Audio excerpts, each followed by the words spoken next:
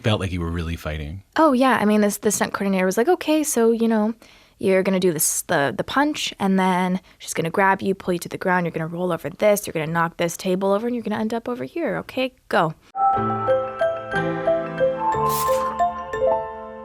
Tell me a little bit about how this came together. My understanding is that the director, Sean Baker, contacts you, sees you in something else, contacts you, and before the script is even written, sits down and talks to you about it. Do you remember that conversation?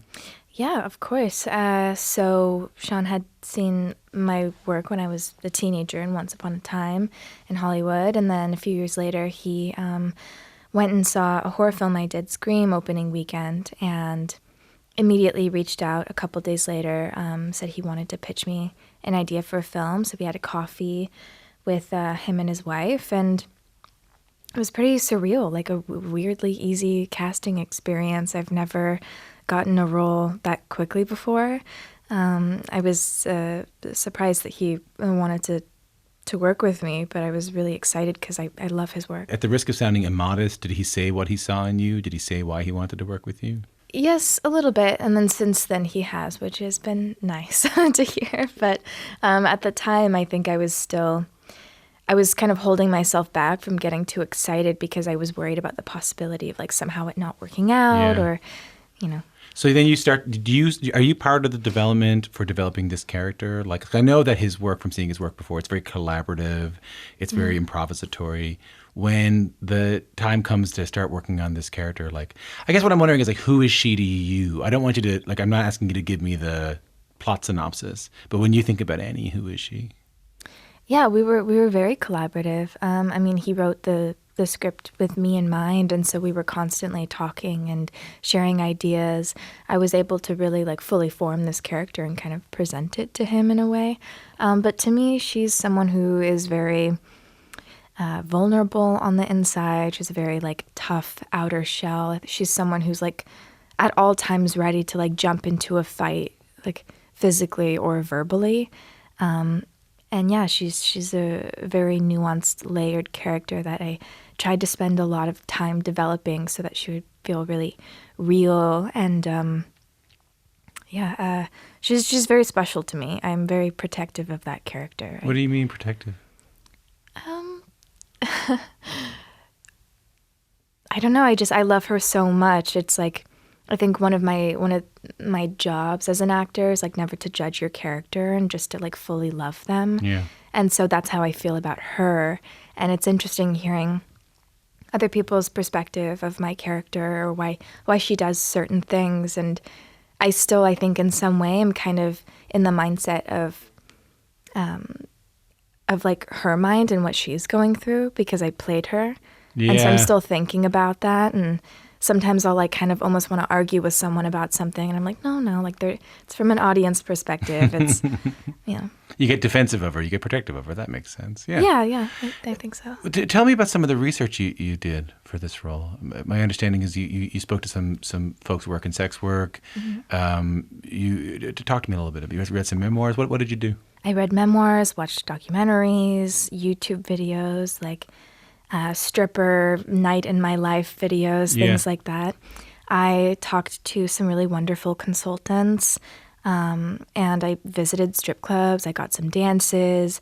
I really tried to do my due diligence and just so I can fully understand what that world is like, because I was coming from having basically no understanding at all to wanting to accurately portray a sex worker in modern times.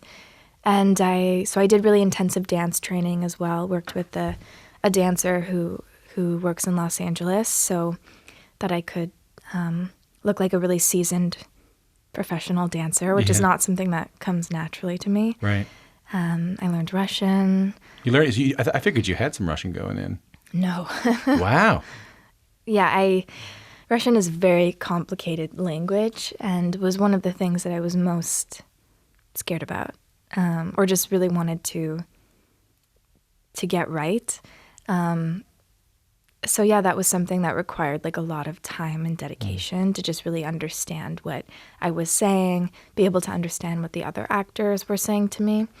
Yeah, and then also just like the nuances of her not being able to speak Russian perfectly. Like, she needed to still be an outsider in some way. Like, she's not a fluent Russian speaker, so she's always kind of like on the outskirts looking in, but she at times is trying to sound proficient in the language. So it was almost like a blessing for me that that's what it needed to be. So it didn't have to be completely perfect. Right. You got to be a learning Russian speaker in the movie. In some ways, yeah. I was really impressed with the fight scene. One of the kind of the early scenes when everything kind of crashes and everything kind of breaks, and there's punching and biting, and the furniture gets broken, and you didn't use a body double. It was all you. Tell me a story about filming that scene. Yeah, we had a really awesome stunt coordinator who would sort of like walk us through the scenes, and you can never really prepare for something like that. You can sort of walk through at half speed and be like, okay, well, we'll land here. And, hopefully I'll be able to kick this vase or lamp over eventually. And, okay, I guess we just go. Yeah. And, I mean, it's crazy because I was actually like fighting a grown man who's incredibly strong. And so there's not really much acting involved. I was just kind of like fighting for my life, trying to get away from someone. I also did a fighting scene with one of the other dancers at the club. Yeah. It's a little bit darker lit, but that was even more volatile and insane than just fighting Yura, because we were like really just tussling with each other. Really felt like you were really fighting. Oh, yeah. I mean, the stunt coordinator was like, okay, so, you're going to do this, the punch, and then she's going to grab you, pull you to the ground. You're going to roll over this. You're going to knock this table over, and you're going to end up over here. Okay, go. And we looked at each other, and we were like, okay. Like, I guess we're just going to do this. And, I mean, she, like, busted her knee. Like, I broke my nail off. I twisted my ankle. It was gnarly. But it was also really exhilarating. Yeah. And I think it was, obviously, like, I felt safe doing it the whole time. I think those were just kind of little accidents that happened, but it was important for me to do all my stunts. I wanted to feel like what my character was going through, and you can see my face, so that it feels really real, specifically for the kind of film that we're making with Sean. Mm-hmm. Yeah. Very, very realistic always, Can I just tell you, it was really a really funny film. Like, I found myself laughing at the strangest moments. Like, I found myself laughing when you were all screaming at each other. I found myself laughing when you were all screaming at each other in the car. For people who haven't seen the movie, there's a lot of them trying to find this Russian billionaire, and they're yelling at each other, trying to track him down. I just started laughing during that. Vanessa, our producer, she started laughing at a completely different part than I did. Did you have an awareness? But I assume when you're making it, it's a lot of fighting and screaming. And did you have any idea that it was a funny film while you were making it? Well, the actors I was working with are just funny people. And so I knew that and also Sean's films, to me, there's a lot of humor within like the really heavy subject matter. Yeah. Which is one of the things I love most about him, is he's constantly flipping those topics on its head and injecting like a lot of humor into it. Because I think that like with pain or anger, like there's a lot of funny shit that happens. And so yeah, I think, but as an actor, obviously the character doesn't think what is happening is funny. Right, yeah. And I think that's how it works. Right. Is because my character is like, this is like life or death for her, but obviously it's a ridiculous situation. So from an outsider's perspective, I recognize that it is going to be funny. Yeah. I saw you the other night at this, I think it was this party, I can't remember what it was. It was one of those Toronto Film Festival parties. Okay. And I saw you from across the room, and I hadn't seen this yet. I hadn't seen Anora yet. And I said, oh, I think I recognize her from Once Upon a Time in Hollywood, because she did this great scream at the end of it, and she gets hit by a can and she gets lit on fire and she screams. Yes. I remember you screaming so much. And then I was watching Anora, and you scream. There's a really powerful, deep, long scream in that in that as well. How do you get your voice ready to scream like that? I don't think that you can really. I mean, I don't practice screaming. You just are like, okay, well, in this moment, my character is going through this specific thing, and I try to make every character I play like very different, and I think they are. But I don't know, you have to just kind of like let go and just to let something weird or guttural come out of you. I wonder if it feels cathartic. Does it feel good? Does it feel, you know? I don't know I don't think it feels cathartic, actually. I think I mean, I was constantly like really exerting a lot of energy playing Annie because she's someone she's very different from me in every single way. And especially with all like the physicality and like all of the fighting scenes, also just like her as a person, she's always constantly like ready to get into a fight, ready to get into like a verbal altercation. So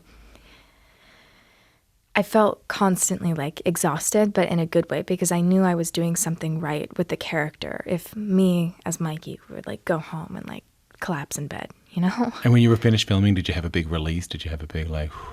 No, I was like heartbroken that we were done. And also, I think I felt weird for like a couple weeks after. Why?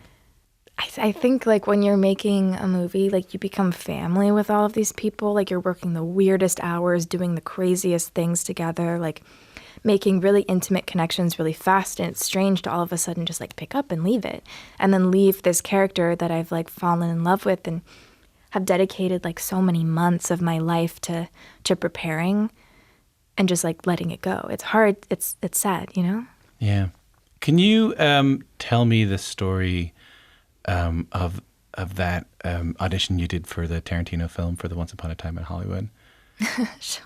I read it. I'd love for you to share it if you don't mind. Yeah, sure. Well, that's such a special movie to me. It was like my intro into film and sort of my first like big real movie role. And Yeah. I was 19, or I had just turned 19, I think, and I knew the casting director a little bit, and she invited me to come meet Quentin and do an audition. And they were like, you can do whatever you want. You can read the scene, or you could do a monologue, sing a song, like just do something. Yeah. And I was like, okay, well, this is an opportunity to really just do whatever I want. Like, this is not a classic audition.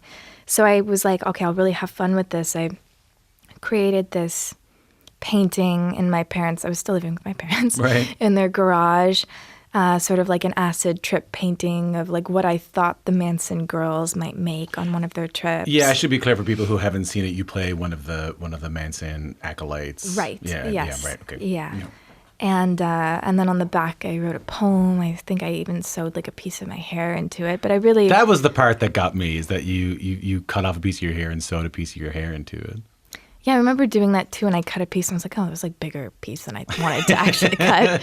But I was like, this is just an opportunity to really have fun with it. Like, I'm going to meet Quentin Tarantino, who's one of my heroes. I might as well just go all out. And so I did, and I think he responded to it in some way, and we sort of just creatively hit it off. And yeah, I'm so grateful for that role. It really like reinvigorated my love for acting and filmmaking. I mean, it must have been a big launching pad for you and all that stuff, right? I think that I really credit that role to having like opening a lot of other doors for me. Yeah. Or sort of like creaking them open a bit. I think directors looked at me in maybe a little bit of a different way after that.